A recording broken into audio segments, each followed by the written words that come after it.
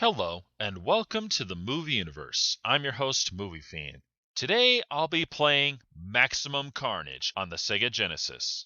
Now, believe it or not, this actually comes from the Spider-Man comics, and it follows it very well, because you start off with comic book cutscenes straight out of the comic itself. I'm not kidding. I actually have this issue. And when the comic book cutscene is over, you play as Spider-Man. The controls are pretty simple. A is to punch, B is to jump, and C is to use your web. Now, as you've already noticed, it's just a beat-em-up game. You just keep on punching and kicking, which is pretty straightforward. However, there is kind of a catch to it. If you get too close, you end up grabbing your opponent and punching him like crazy. This can be helpful, but it can be a hindrance because you get a lot of opponents just circling around you. However, if you grab your opponent and push the up button and push the A button again, you can throw him. The real challenge is being able to use your web. If you just hold still and hold down the C button, you end up making a web shield. If you push forward and use the C button, you end up extending your web and pulling opponents to you so you can punch them. You can fire your web from a distance and tie them up,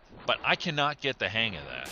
You can also web sling, but you have to have this controller to make it work, because you can't do it with a regular controller. I know, it's stupid, right? And just so you know, to web swing, just push the X button.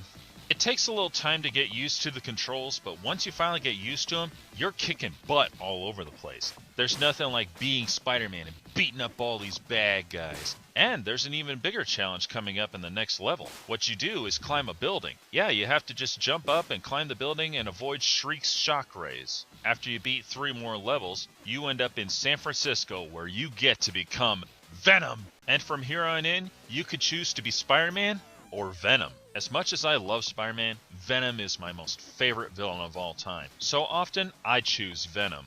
Because it's a beat-em-up, there's not much strategy to it. You just keep punching and punching, using your webs, try to throw enemies into other enemies, use your webs to clobber enemies, that sort of thing, and most importantly, try to beat the bosses. More often than not, I end up collecting tokens that give me some friends to help me out. And they could be anybody, like Black Cat, Captain America, Morbius, Cloak and Dagger, and so on.